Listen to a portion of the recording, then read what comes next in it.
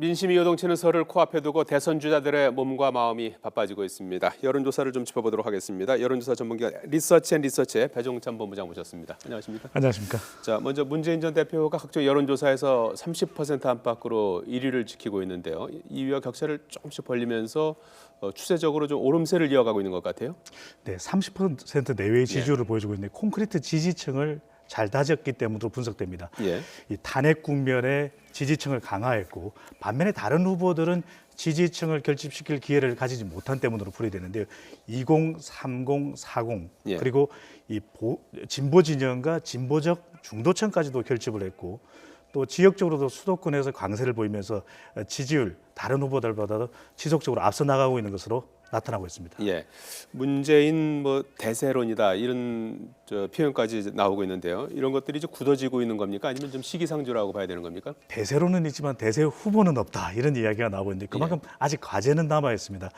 문 전 대표가 여론조사상으로는 가장 앞서가고 있지만 그럼에도 불구하고 외연 확대는 반드시 필요하지 않겠습니까? 그렇다면 지지할 정당이 없다라고 하는 부동층 또는 무당층의 지지율을 좀 더 확대할 필요가 있고 그리고 호남에서도 안철수 전 대표를 비롯해서 다른 야권 후보들과 경쟁하고 있거든요.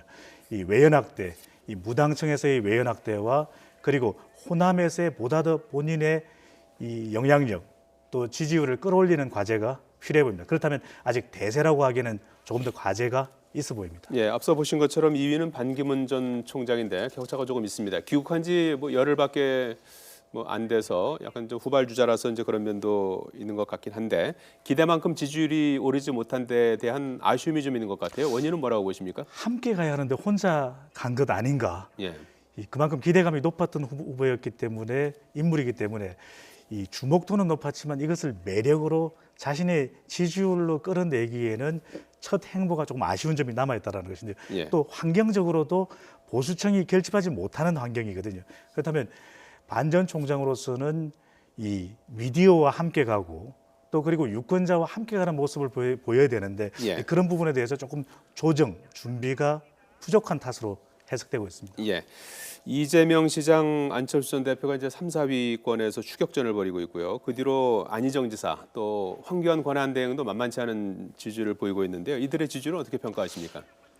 좋은 잠정 후보들이 많이 나타나고 있는데요. 이재명 시장, 안희정 지사, 황교안 권한대행까지. 그럼에도 불구하고 이들이 두각을 나타내기에는 여러 가지 애로사항들이 있습니다.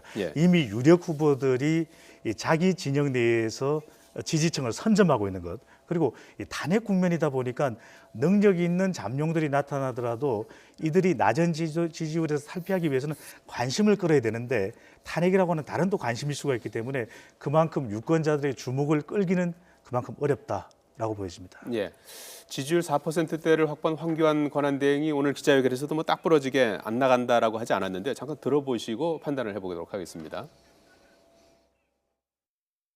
제가 여러 번 말씀을 드렸습니다마는 지지율에 관한 보도는 저와는 직접 관계가 없는 것입니다. 저는 권한 대행으로서 국내외 어려움을 극복하고 또 국정을 안정화시키기 위한 모든 방안을 강구하면서 거기에 혼신의 노력을 다하고 있습니다. 지금은 오직 그 생각뿐입니다. 황교안 대행이 여권 후보가 될 가능성은 어느 정도 있다고 보십니까? 완전히 없다라고는 배제하기 어렵습니다. 그렇지만 아직은이라고 설명을 드려야 될 것 같은데요.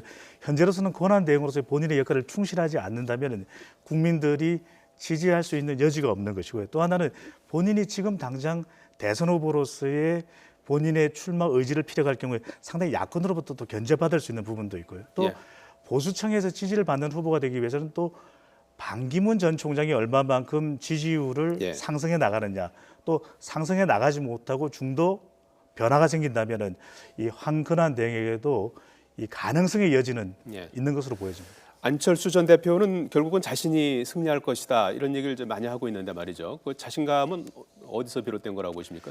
다자 대결 구도가 된다면 또 예측할 수 없는 상황이 벌어질 수가 있거든요.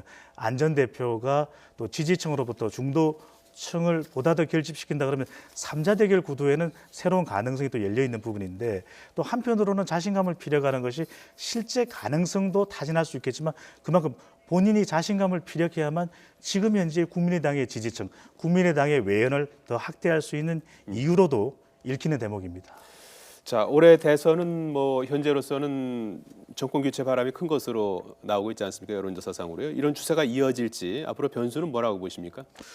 그렇습니다. 정권 교체가 촛불 탄핵 예. 국면이기 때문에 그렇거든요. 앞으로의 민심의 변화는 과연 이 여권 내에서의 어떤 후보들이 보수층이 결집하는 효과가 나타나느냐 또는 또 야권에서 이 룰 또 경선에서 이탈하는 후보가 나타나느냐 더불어민주당 예. 한편으로 우리가 이야기하고 있는 이 야권 후보들 반문 세력을 결집해서 빅텐트 또 이 제3지대론이 또 나타나느냐 이것이 앞으로 남아있는 기간 동안의 관건 주요 변수가 될 것으로 보여집니다. 예. 자, 지역적인 지지 기반도 뭐 매 선거마다 중요하지 않습니까? 뭐 혹자는 수도권이 승부처다, 호남이다, 충청권이다, PK다, TK다 뭐 여러 가지 얘기가 나오고 있는데 말이죠. 올해 선거 조기 대선으로 치러진다든지 올해 선거에서는 어디가 가장 큰 주목해야 될 지역이라고 보십니까? 어느 지역이라고 중요하지 않은 곳이 있겠습니까? 예.